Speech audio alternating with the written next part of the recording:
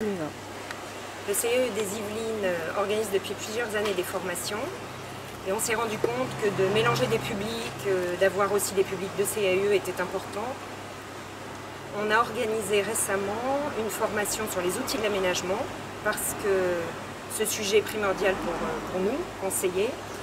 Et c'est une formation sur 2 jours que l'on propose, puisqu'on l'a expérimenté, à d'autres CAE maintenant, avec des intervenants que l'on a éprouvés, que l'on trouve intéressants et qui peuvent parcourir la France et être repris par d'autres CAE. Donc outils de l'aménagement, depuis les actes, les lotissements, comment nous conseiller sur ces sujets, pas forcément pour rentrer directement dans l'opérationnel, mais au moins pouvoir conseiller les élus sur ces sujets, jusqu'à la taxe d'aménagement. Comment utilise-t-on les outils comme la taxe d'aménagement, la nouvelle taxe, et puis d'autres outils. Le CAE des Yvelines avait organisé sur 3 ans des formations sur changer de posture, construire autrement, donc lié au développement durable.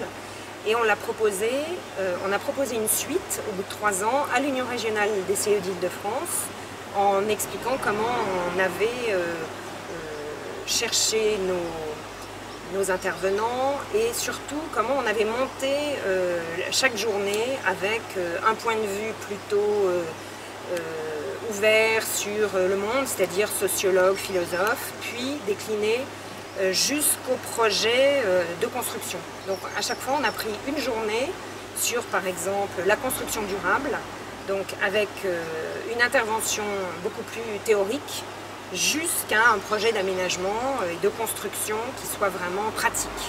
Voilà, toutes nos journées étaient montées comme ça et chaque CAE organisait une journée ou à 2 CAE on organisait une journée avec des formations qui duraient sur 8 jours. Pour l'instant, la formation sur les outils de l'aménagement n'a été faite qu'en Île-de-France, mais on a reçu, enfin dans les Yvelines, mais on a reçu 12 CAE. Et maintenant, elle peut vivre, donc peut-être ira-t-elle dans l'Hérault, organisée par l'Union régionale de ce secteur. Celle sur